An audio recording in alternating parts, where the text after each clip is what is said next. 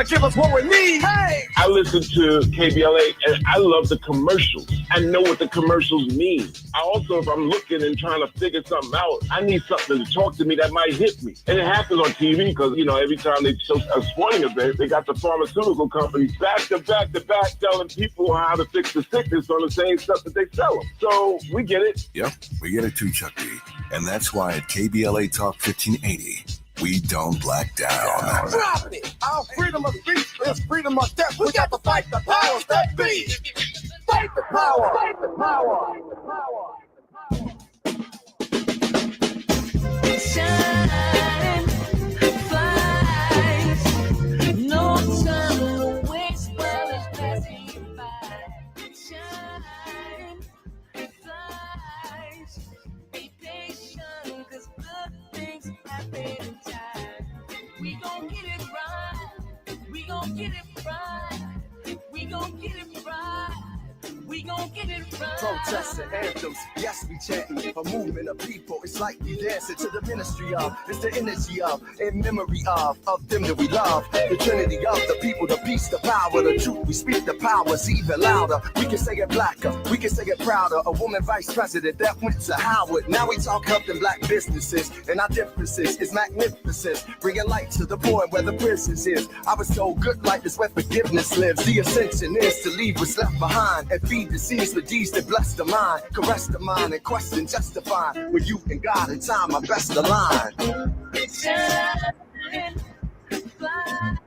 Hey everybody, you are listening to A More Perfect Union on KBLA Talk 1580. I'm Dr. Nii-Quartelai Quartey, your host and White House correspondent. Really having some fun in the sun. It's nice to be back here in LA with all of you in afternoon drive time. Remember, don't forget to download the KBLA app to listen to us live or on demand, or simply tell Alexa to play KBLA Talk 1580, and there we are for your listening pleasure. Last but not least, subscribe to A More Perfect Union podcast. That way you'll never miss an episode. Now, I know there are a number of people out there that may be thinking about going back to school. You might be thinking about going back to school. I wear a lot of hats. I hope you like this hat. You like this hat today? This is one of my favorite hats. A little brimless hat for the people.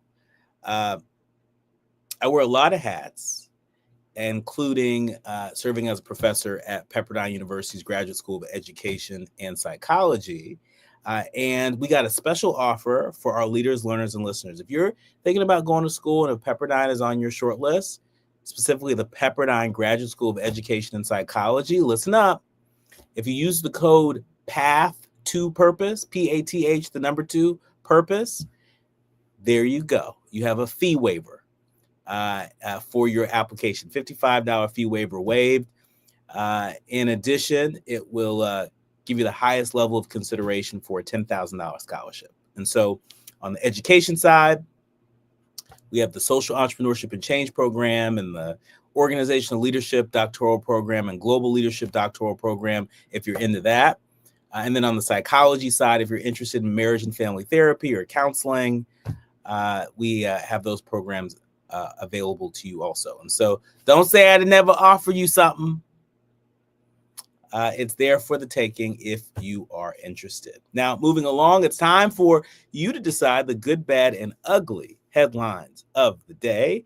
And kicking us off, Elon Musk in the news. It's getting musky. Elon Musk says that he's disappointed with the domestic policy bill and a big break with President Trump. NBC News reporting that Elon Musk, he broke with President Trump over the House-passed domestic policy bill, saying in an interview that he was, quote, disappointed that it would increase the federal deficit. That's what Elon Musk is saying. Musk's public break comes as as a Republican bill heads to the Senate, where several senators have also criticized the legislation for increasing the deficit. The legislative package, it encompasses a whole lot of Trump's priorities, and Trump has urged Congress to send the bill to his desk for signature as soon as possible.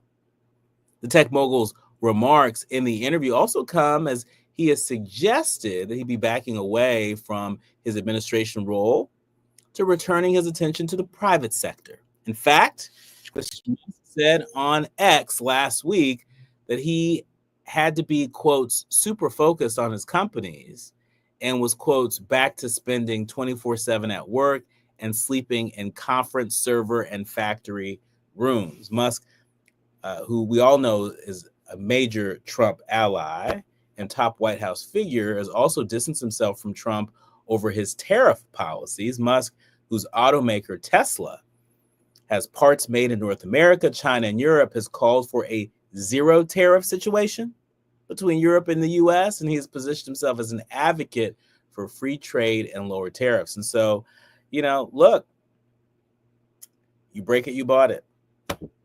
If Trump is creating these policies that are breaking with what has been pretty standard U.S. policy, what's been at least tradition, don't be surprised when things break, because isn't that what people invested in? Isn't that what he wanted? Didn't people want a disruptor? Right? Weren't they tired of the status quo? Wasn't working for them? Well, this is what happens when folks that you intend to control don't follow suit with your program. We'll see how this thing develops. Moving on, the Chicago Tribune is reporting that Trump has commuted the sentence of a kingpin. I'm talking about Larry Hoover. Did you all see this? Yeah, he commuted a federal life sentence of the founding gangster disciples kingpin Larry Hoover. The president commuted the federal life sentence for the infamous Chicago-born gangster, abruptly ending Hoover's years-long quest to win early release under the First Step Act passed during Trump's first term. The two-page order said that Hoover's sentence was considered served with no further fines, restitution, probation, or other conditions. And the controversial move, part of a slew of clemency actions announced by the White House this week, appeared to have already sparked Hoover's transfer out of the Supermax prison compound in Florence, Colorado. That's the place he's called home for the past 2 decades. But Hoover, he isn't going free. He's still serving a 200-year sentence. That's right. He's still serving 200 years for his state court conviction for murder. Officials with the Illinois Department of Corrections have previously said that they would push for Hoover to finish his state sentence in federal prison due to security concerns. And so this is a great example of how everything isn't always what it appears to be. There's a lot of people that are going to read this and they're going to say, oh my gosh, look at Trump. He's commuting the sentence of somebody that was thought to be a bad guy that maybe he's not so bad. He's serving a 200-year sentence. And so even with clemency, he ain't going to be walking free. Pay attention to the details. Pay attention to the details. Moving along, but staying with Trump news. Did you all see this? Trump is looking into possible pardons for the men convicted of plotting to kidnap Michigan Governor Gretchen Whitmer. NBC News reporting that the president said today that he would look at pardoning the men convicted in the scheme to kidnap Michigan Governor Gretchen Whitmer, and swiped at the legitimacy of the case, which was brought during his first term. He said that he had watched the trial and that it looked to him like somewhat of a railroad job. I want to remind each and every one of you that over a dozen people were charged in connection with the plot to kidnap Whitmer, a Democrat, though only some of them were tried in federal court and thus eligible for a pardon from Trump. A federal judge sentenced the ringleader of the group, Barry Croft Jr., to over 19 years in prison and handed Adam Fox, another key player, 16 years. Of course, a spokesperson for Governor Whitmer has declined to comment on the president's remarks. Finally, the LA Times reporting on some work that is taking place in Washington that, we might feel a little optimistic about. Under the Fire Act, inmate firefighters could have a new pipeline to employment. Introduced by California Democrats, Representative Sidney Kamlager-Dove and Judy Chu, the new act would help fund job training, workplace and mentoring opportunities to ensure that long-term employment for former inmate firefighters is a real thing. In addition to creating a pipeline for these workers, it would also start a pathway to expunging the criminal records of those who have successfully completed probation and reentry. At the beginning of the year, you all might remember that more than 1,000 inmates in the State Department of Corrections and Rehabilitation, they helped fight the Palisades fire and the Eden fire. Well, during a news conference just yesterday, Representative Chu, who represents Pasadena and Altadena, she honored their acts of bravery and spoke about their unfair low wages. And so we like to see that. We like to see people in positions of power, influence, and authority using that power to help the people who help us in our moments of need.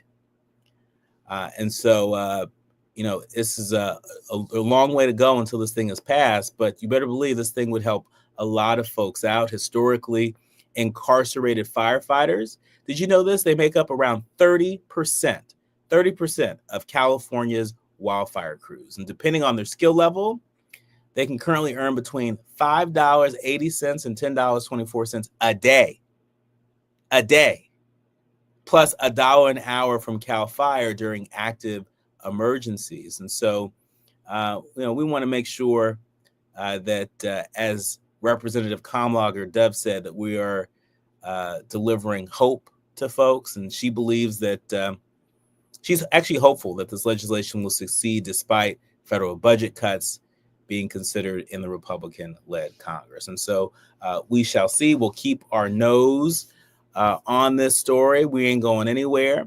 But when we come forward, I'm looking forward to talking to somebody who's running for Congress at the moment, Zoe Kadore. She's a Democratic candidate running for U.S. Congress in Texas's 18th congressional district. We're going to meet her. We're going to get to know her. She's running for a seat that was the seat of the late Representative Sheila Jackson Lee. We're going to hear her reflect on that and so much more when we come forward. You're listening to and streaming A More Perfect Union on KBLA Talk 1580.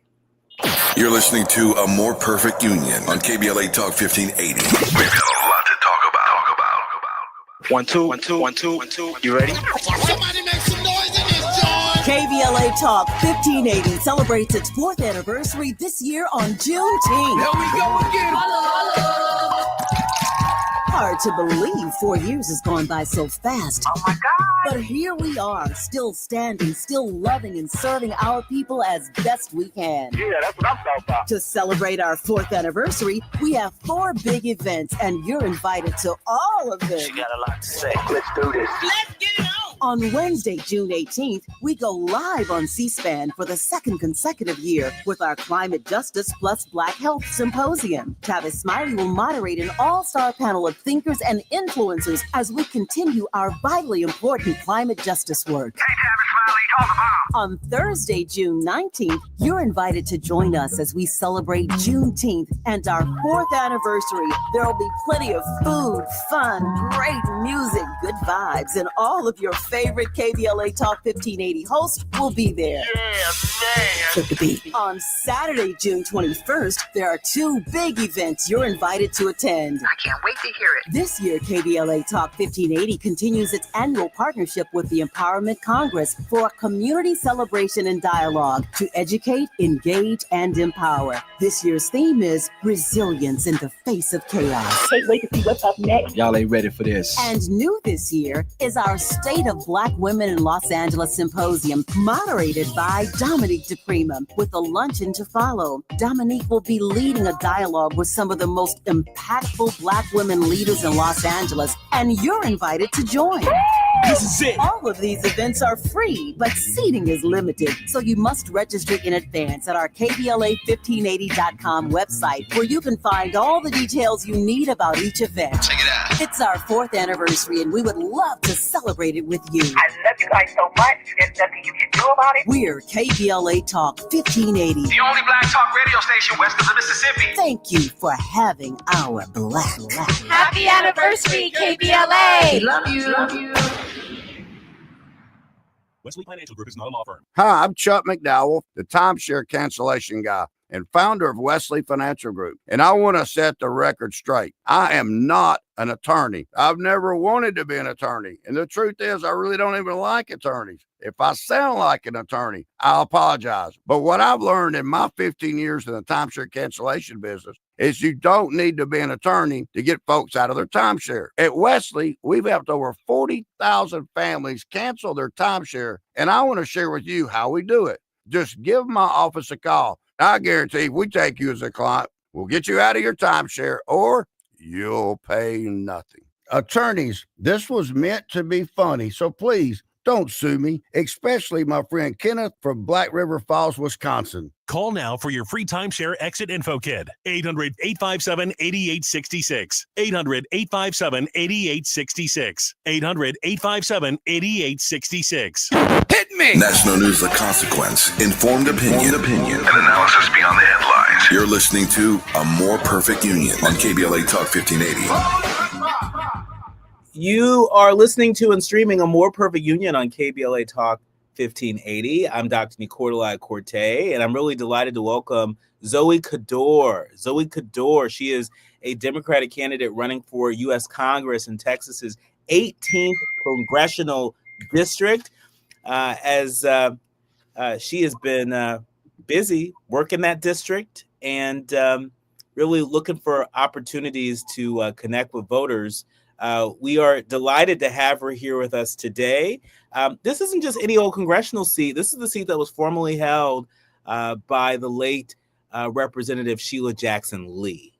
And we know how she had been an advocate for the people of the 18th district, for folks across this nation. And so that's not just any old seat. Welcome to the show, Zoe.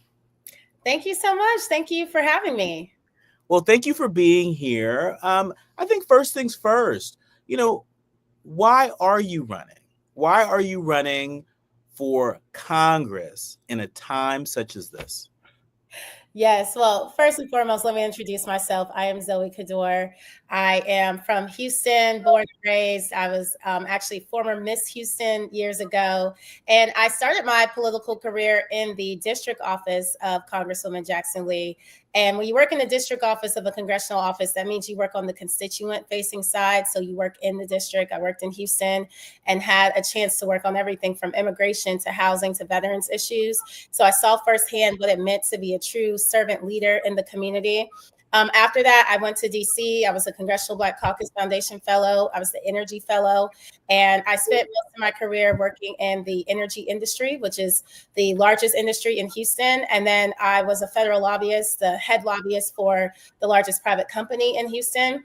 And so the last few months, I've actually been working in DC, and I've had a first row seat to everything that is happening.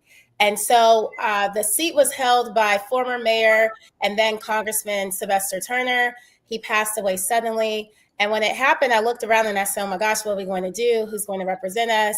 Knowing everything that's happening in DC and what it takes to really represent this district during this specific time, I had a epitome, and I was like, I need to get off the sidelines. I need to get into this fight. I've seen firsthand what is needed. I know what we are up for and what we're facing over the next 4 years with this presidency and with this current Congress. And I felt like I needed to take the skill set that I had developed, the relationships I have, the knowledge and inside knowledge that I have, the intel that I have, and bring that back to my community. And so that's what I'm doing now. Well, thanks for really laying that out for us and connecting the dots for us. It's not often that you see folks who worked as staff for a congresswoman like Representative Sheila Jackson Lee, who, went on to do other things in public service and in the private sector, and are now running for that seat. I want to give you an opportunity to sort of diagnose some of the challenges that you see for Democrats. A lot of people who believe that Democrats are in the wilderness right now. The Democrats are sort of lost without a message. There are some people that say there aren't strong enough Democratic leaders out there at the moment. And this is something that, voters are feeling across the country. And so talk to us about what experience you're having with voters in the 18th district to try and break from, what feels like a malaise among Democrats across the country. Yes. Well, first I'll say, I think across the country, voters are very fatigued and they're very disappointed in the party. They feel like we have lost touch with the community and what the actual needs are. This used to be a party of the working class people. They don't feel that way anymore. It's there's this feeling of elitism that exists in the party, and that the party is going in a direction that does not truly speak to the needs of everyday working people. I would say in Houston, this is a very interesting district. We are very diverse as it relates to ethnic backgrounds, but as well as industries. We're a very industrial and corporate city. As I mentioned, I worked in the energy sector. Oil and gas is one of the largest industries, not only in the state, but in this city and in this district. And so when we look at the policies that have come out of some of our Democratic leaders over the last couple of years, we have to ask ourselves, are these policies helping everyone? When we talk about policies as it relates to energy, some of these sometimes are damaging to industries such as oil and gas, yet this is one of the largest employers in this district. And so when you're telling people that if you don't support wholeheartedly everything that is being talked out of the Democratic Party agenda right now, that doesn't make you a Democrat, or that doesn't make you aligned with some of the values, it can be very isolating. And so I think we saw that a lot in the 2024 election. There were issues that people felt really did not matter as it related to economic security. People were just trying to survive. And so some of the issues that we were really pushing on, it didn't really matter to folks that could barely pay their rent or could barely afford groceries, or were worried about how they were going to care for their loved ones. And so I think we have to start talking more about issues that impact everyday people, real issues for real people, and having actual real solutions, and realizing that sometimes the policies, while they have good intentions, they can have negative impacts. If we're going to talk about policies that might change the course in the direction of things that have always been done in this country, we have to make sure that we're not leaving certain communities behind when it comes to our workforce, when it comes to education, and when it comes to how we are adjusting to the new way that we want to do things in this country. And so I think we need to regain the trust of a lot of voters. They want to feel like that we are listening to them and not just telling them what it is that we think they want to hear. I also think that we have to get back our African-American and Latino men. They felt very left out of this last cycle, and they either sat on the sidelines or they voted Republican. And we have to really have some hard conversations about why that happened. I think some of it is that we just did not meet them where they were, and we weren't speaking to them about issues that they truly cared about. Yeah. And I think we have to get back to that.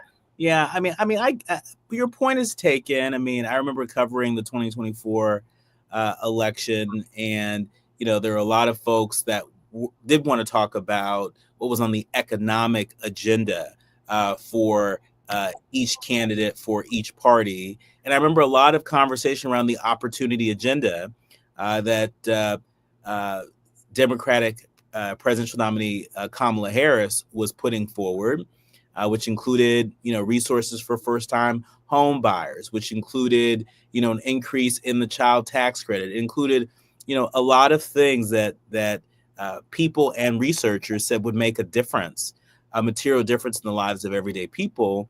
I want to ask you if there's one thing that you champion, should you become, the next representative of the 18th congressional district, if there was just one thing that Zoe Kador would champion, the one thing people can trust you to champion as a member of Congress, what's that one thing? What's that one issue? It would be supporting small businesses. I think we're living in a time, especially the younger generation, they do not trust the typical way that we do business in this country. They don't trust having an employer. They frankly don't want it because they want to work from home. They want to work on their own accord. But we're entering a recession. We have seen thousands of government employees within hours be stripped of their jobs. And so people are entering into a space where they really value entrepreneurship. And I do think that we thrive when our small businesses thrive. And this district, this is a place where we have a lot of amazing small businesses.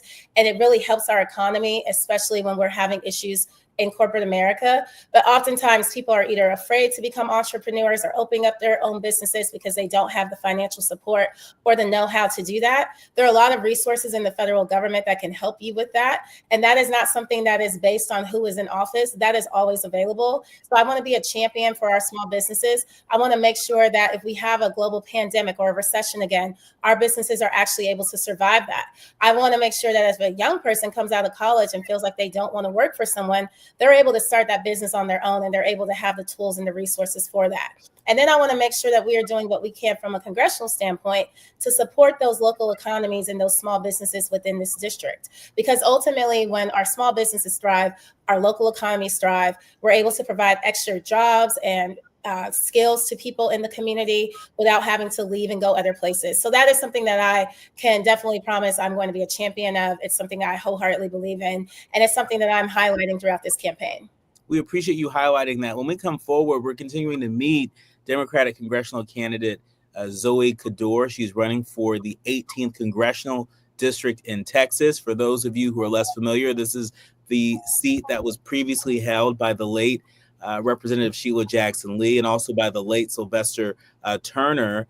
Zoe, when we come forward, there is a headline in the news that I want to dig a little bit deeper with you on.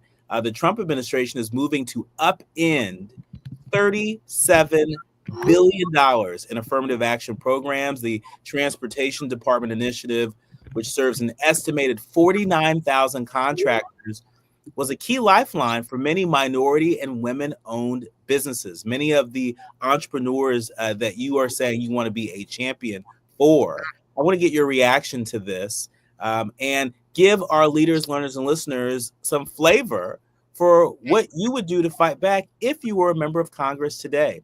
You're listening to and streaming A More Perfect Union on KBLA Talk 1580. More with Zoe Kador when we come forward. The audience is listening. Thought-provoking, eye-opening, heart-rendering. This is where authentic voices meet powerful discussions on culture, community, and change. This is where Black voices matter. He's breaking boundaries, amplifying diverse perspectives, and tackling the issues that matter most to you. You're inside A More Perfect Union with Dr. Nii-Quartelai Quartey on KBLA Talk 1580.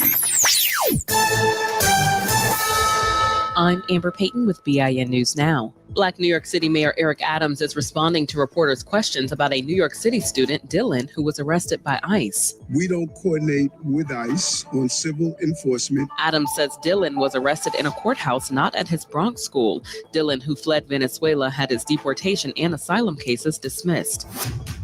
The Supreme Court is sending back a case to reconsider if a Minneapolis cop can be sued for blinding a teen during protests after George Floyd's death.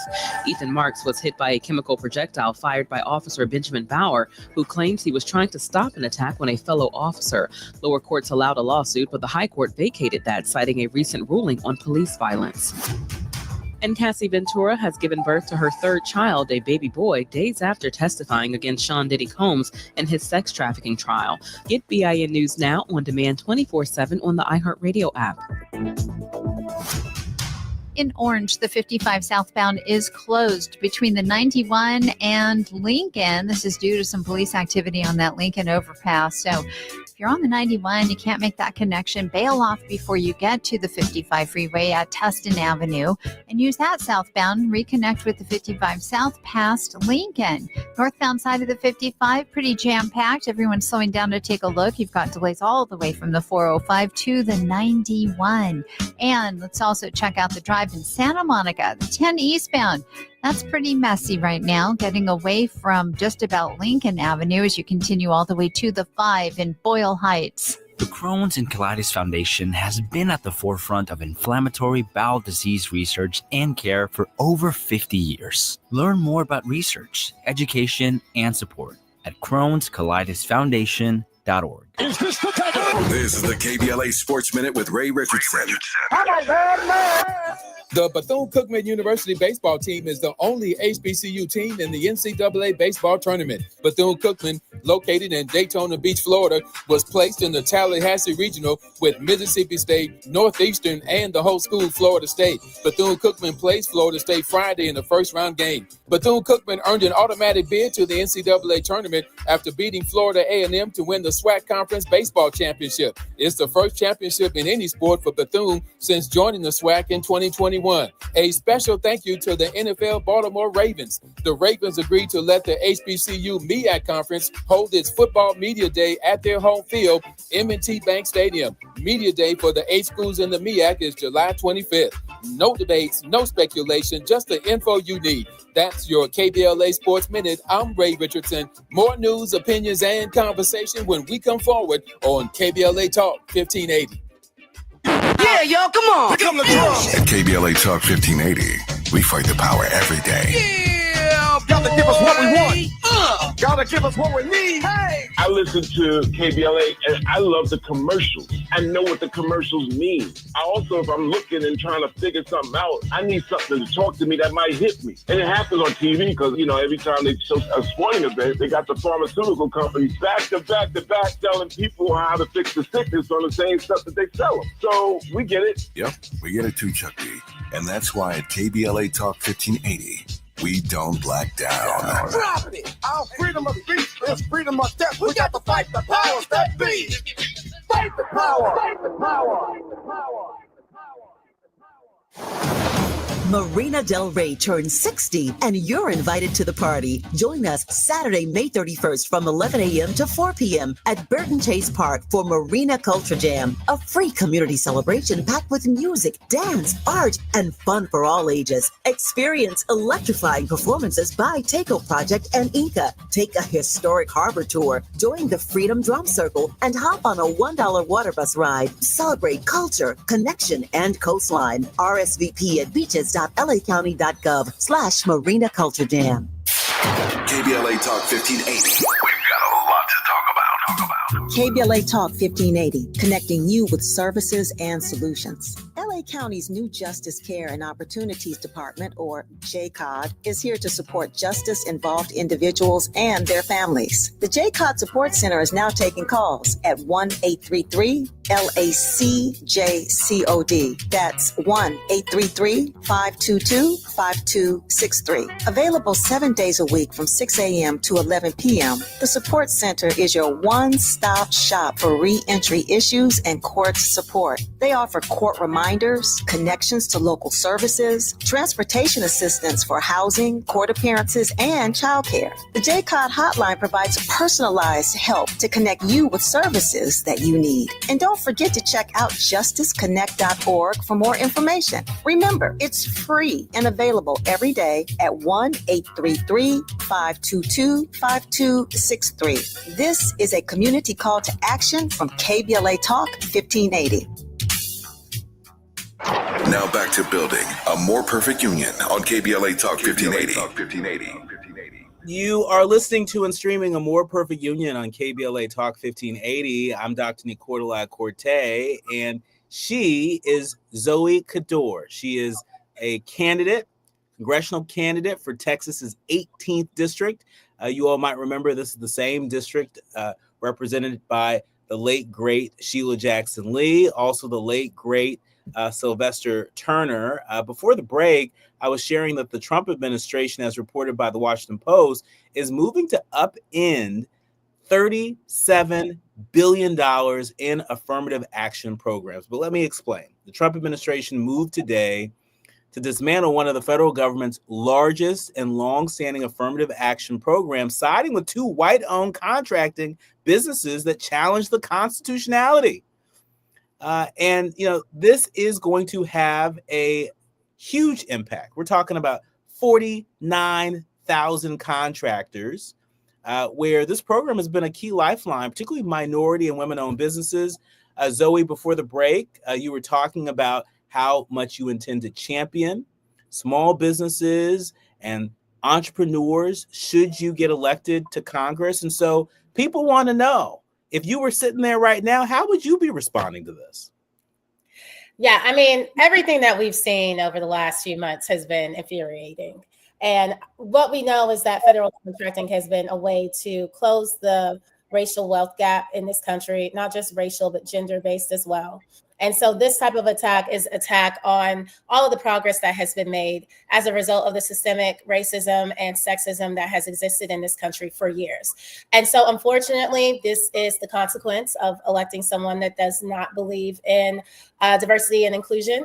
And while I don't want to say we have to just deal with these consequences, there isn't much you can do when a president decides to make this type of action.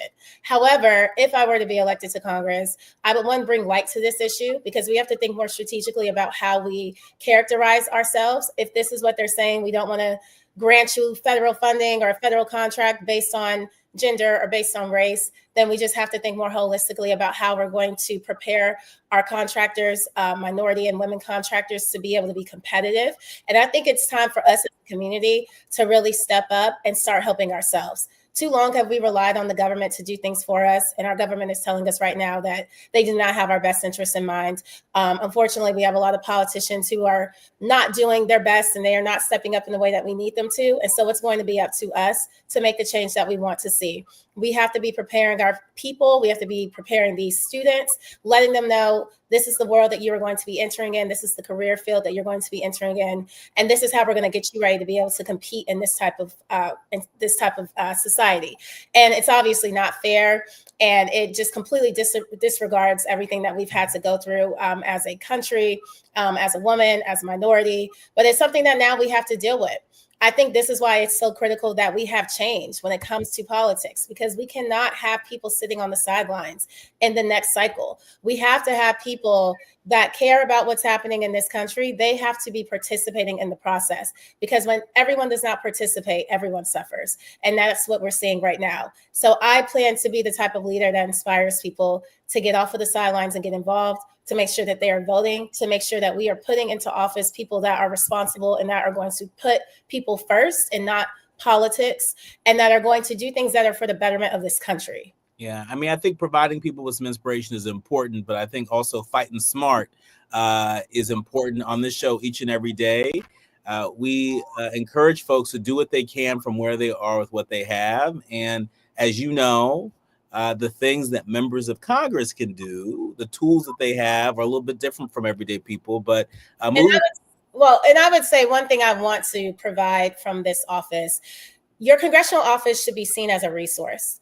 You should be able to come into this office and ask questions about the very complex federal system and be able to figure out what the loopholes are so that you can still get what it is that you need. Because the reality is, any type of policy that is created, there is some type of loophole. And so now the president has said he does not believe in DE&I programs. He doesn't believe that race-based and gender-based programs should exist.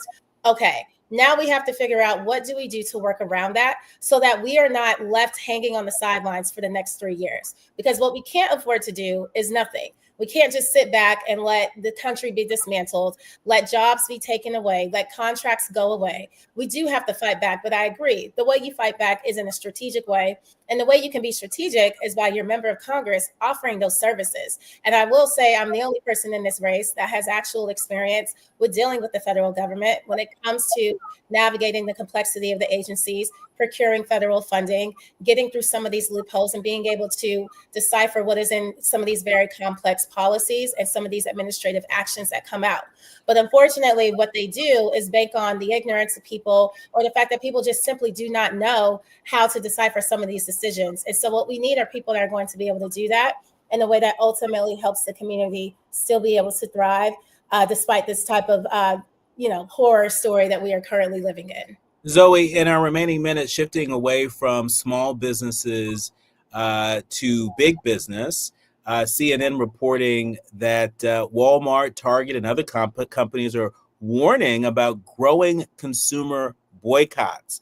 For folks who are less familiar, corporate America is required to disclose risk to their businesses in their annual regulatory filings. And this year, Walmart, Target, the Home Depot, Corona's parent Constellation Brands, they all joined an increasing number of companies that are advising investors about customer and legal backlash to DEI policies and ESG initiatives. They're also giving notice of the risk of rolling back these programs.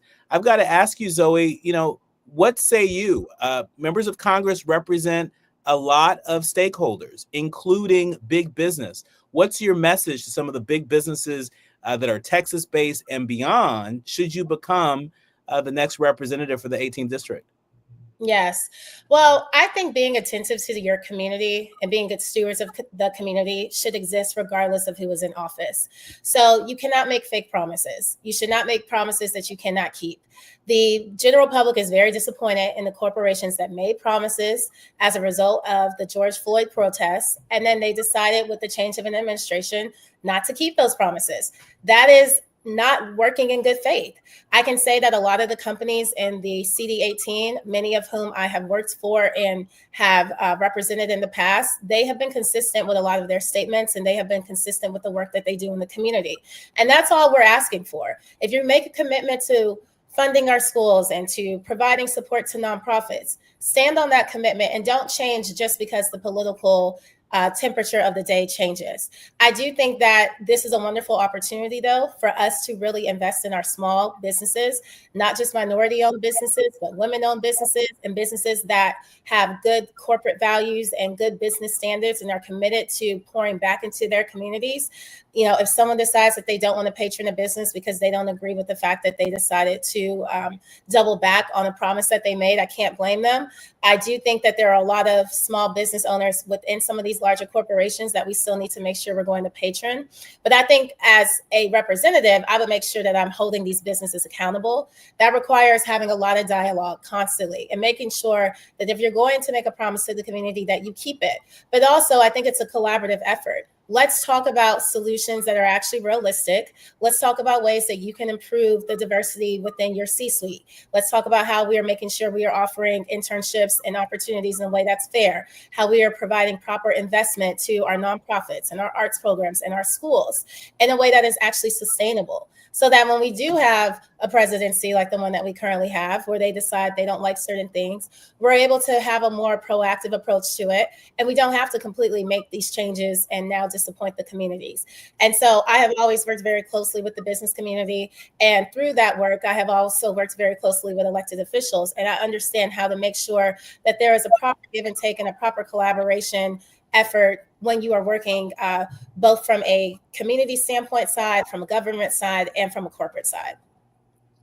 In our remaining minutes, Zoe, Texas Governor Greg Abbott, he signed an App Store age verification measure. For people who are not familiar, just yesterday, Governor Abbott signed a bill requiring app stores, such as the one run by Apple and Google, to verify user ages amid a push to ramp up protection for children online. This also comes as First Lady Melania Trump had championed a bill that would make it a federal crime, for people to, post revenge porn and content of the likes. Does all of this represent legislation that you would support should you become the next representative of the 18th? So revenge porn is actually something I worked on when I served on the House Judiciary Committee when I was in law school. And that was a newer issue. And honestly, a lot of people, because of different generation differences, were not really even understanding of the issue. And so now I am happy that it's something that has come to the forefront. I think revenge porn is a terrible thing. And I think we completely underestimate how quickly people can use AI to create images of children and of victims and put it on the internet in a way that is harmful. So I would absolutely be supportive of legislation that stopped this, because I do think this is not a partisan issue. This is something that is a basic human right, a basic right of respect. We should not be using pornography as a way to attack other people. And we shouldn't use it as a way to further the victimization of children and other women or men who have fallen victim to predators. So that is something I would support. And again, I think we need to be looking more at solutions that are not partisan, that are not about political motives, that are about issues that actually in reality is this something that has been playing in our community for a long time. Yeah. And it's something we should be addressing, so that's being addressed. Well, our thanks to Zoe Kador, who is running for Congress. She's running to represent the people of the 18th district in Texas. Zoe, where can people go to learn more about you and support your race? Yes, well, thanks so much for this conversation. Always great to talk. So my social media is my name, Zoe, Z-O-E, Kador, Cadore on the screen. You can find me on Instagram, Facebook, LinkedIn. If you go to TikTok, it's the Zoe Kador. And I am someone who loves TikTok. I am a millennial that enjoys TikTok. And then I also have a website. It's zoeforcongress.com. You can visit, learn more about my platform, make a donation if you'd like to. And please continue to follow. I think this race is really important. It's on November 4th. And it's an open race, meaning that both parties are running together. And so it is the first time in a generation that we are selecting a new member of Congress for this district. And I think it's important that we are selecting someone that has a clear vision about how we're going to lead our district into the next era. Our thanks to Zoe Kador, running to represent the people of Texas, the people of the 18th district. Thanks so much for joining us. Thank you for having me. Have a good night. When we come forward, we are talking about the quiet part out loud. It's time for the quiet part out loud. When we come forward, you're listening to and streaming A More Perfect Union on KBLA Talk 1580. Striving to make America a nation as good as its promise. This is A More Perfect Union on KBLA Talk 1580. We've got a lot to talk about. If you need to hire, it seems like the whole process can be exhausting. You search resumes, wait for the right candidates to apply, set up initial interviews. It's a lot of time and work. Well, what if you could meet with qualified candidates for your job the very next day? Now you can with Zip Intro from ZipRecruiter. And right now, you can try it for free at ZipRecruiter.com/free. Zip Intro is super easy to use. You simply pick a time, and it does all the work of finding and scheduling qualified candidates for you. Then you can choose who you want to talk to and meet with great people on back-to-back video calls as soon as the next day. Best of all, you save time and energy. Try Zip Intro for free right now at this exclusive web address, ZipRecruiter.com/free. Zip Intro. Post jobs today. Talk to qualified candidates tomorrow. Once again, go to ZipRecruiter.com/free to try it for free. That's ZipRecruiter.com/free. Looking for a purposeful and passionate way to make a difference in your community? Volunteer with our Senior Medicare Patrol and help prevent Medicare fraud. S&P volunteers work in their community educating peers about healthcare fraud and how to prevent and detect it. Free training starts soon. Check us out online or at an S&P open house near you. We're on a mission to stop fraud. Join our team. You make a difference. Visit caspvolunteer.org. Protect yourself from Medicare card scams. Scammers may call, email, or even knock on your door claiming they need your Medicare info, asking for money or threatening to cancel your benefits. Don't fall for it. It's a scam. Remember, Medicare doesn't need to verify your information. They already have it. Medicare won't charge you for a new card and will never threaten to cancel benefits. Check your Medicare statements for suspicious charges and report scams to the California Senior Medicare Patrol at 1-855-613-7080. We're here to help. KBLA Talk 1580. We've got a lot to talk about. KBLA Talk 1580, connecting you with services and solutions. If you need help getting your resume in order, finding job training, or landing a job, we've got 3 great options for you. First, the City of Los Angeles has WorkSource centers across the area offering free job support. The California Workforce Development Board can help you with everything from GED prep to vocational training at no cost to you. On the federal level, the Department of Labor's American Job Centers offer a full range of services for job seekers and businesses alike. Visit careeronestop.org, or for more info, just call California's Help Center or visit cwdb.ca.gov or call 916-657-1440. For the City of Los Angeles programs, go to ewdd.lacity.gov or call 213-744-7300. All these services are free to help you get your next job. This is a community call to action from KBLA Talk 1580. We face tragedy, but we don't fall into despair. We continue our work to build a more perfect union.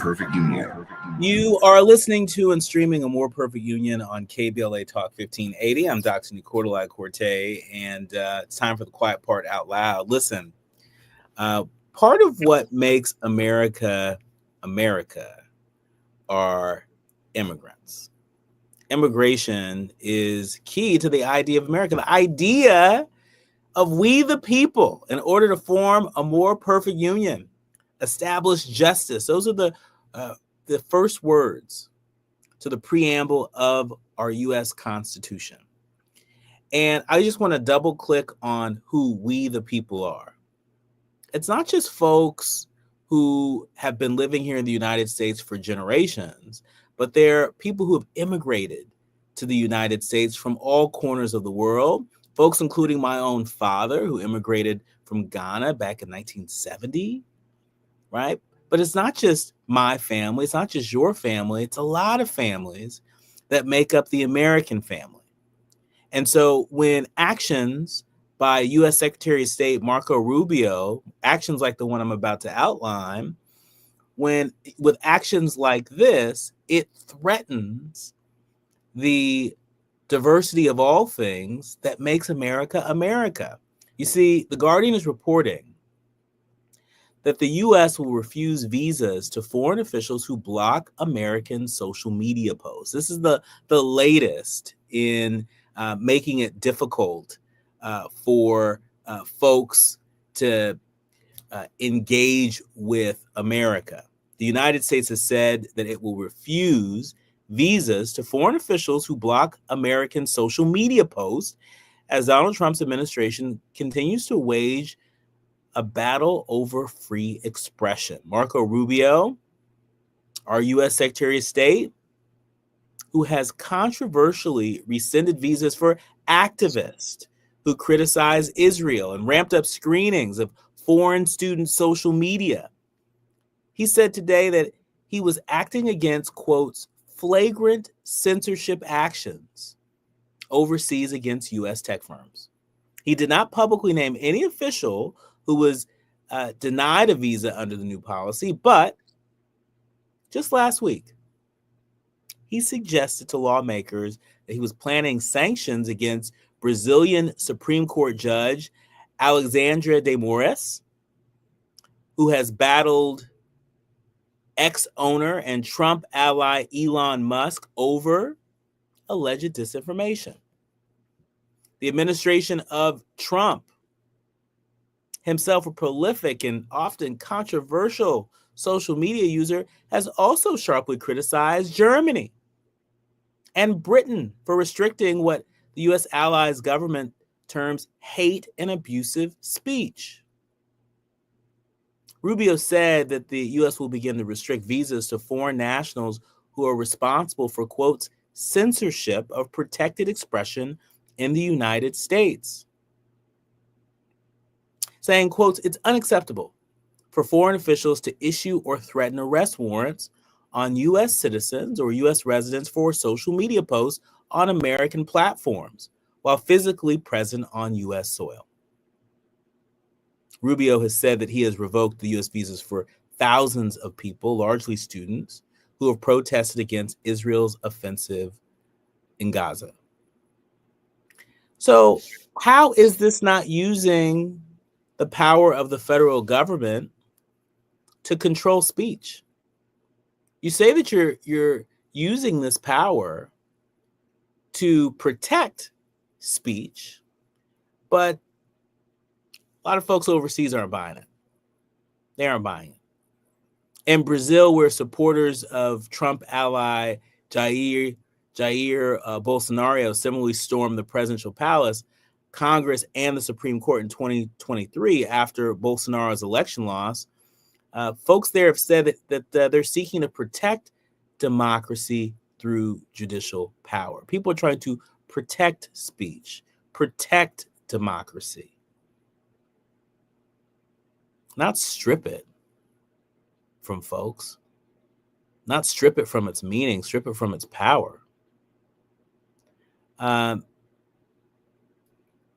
don't take for granted the fact that we're able to hop onto social media and post thoughts and pictures and videos without having to think much about it. Based upon the actions of our current U.S. Secretary of State, we may have to rethink that. You may have to actually think before you post. You may have to actually think before you speak, particularly if you're someone who has a visa, work visa, student visa. Basically, it's a conditional use permit. You're here with conditions. And we have a government that's unafraid to eject people from this country, to disrupt people's lives when they disagree with them. This is America. It's on we the people to stand up and to push back. And part of how we push back is through elections. That's part of the reason why we just spent so much time meeting a candidate that's running for Congress. Nothing changes if nothing changes. I get there's a lot of people out there